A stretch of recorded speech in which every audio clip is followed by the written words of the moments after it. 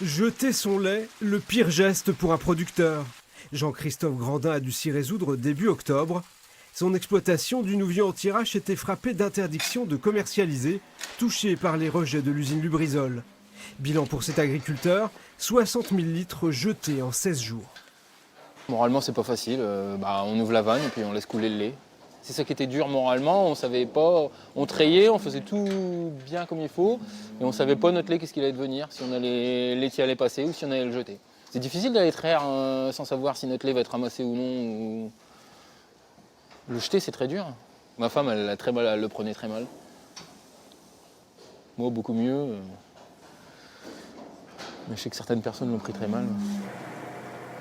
On a appris tout bêtement que ça allait nous concerner le jour où le laitier n'est pas passé.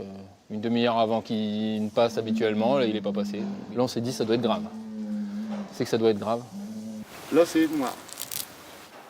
C'était très abstrait, on ne comprenait pas ce qui se passait. Et on avait la DSV aussi qui venait tous les 2 jours faire des prélèvements.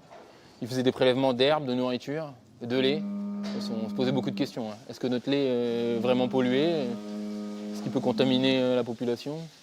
On suivit au quotidien toutes les annonces du préfet, de ce qui se passait là-bas à Rouen, du ministre, au quotidien. Il faut la transparence totale. Rien ne sera caché. C'est très vite la laiterie qui a dit on va être solidaires, on est tous ensemble. Qui ont dit on va vous faire une avance pour payer votre lait et là, ça se fait rembourser par un fonds de garantie qui est le CNIEL. Ça nous a permis d'être payés normalement et puis de continuer, quoi. On n'aurait pas eu assez de trésorerie pour payer les factures, quoi. Aujourd'hui, il y a beaucoup de paperasse, il y a encore des dossiers d'indemnisation. On est en train de les remplir.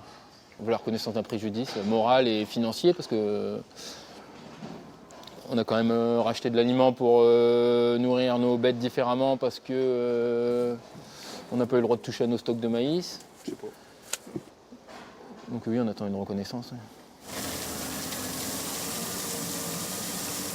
J'en veux un peu à notre ministre qui avait fait des annonces dès le départ que ça allait bien se passer, qu'on allait être indemnisé tout de suite. Et finalement, c'est un fonds de garantie propre aux agriculteurs qui nous indemnise, quoi. Et à chaque fois, ça nuit à l'image de l'agriculture. On a dit que le lait n'était pas bon, quoi. Tout le monde va retenir ça. Le lait n'a pas été bon pendant une quinzaine de jours.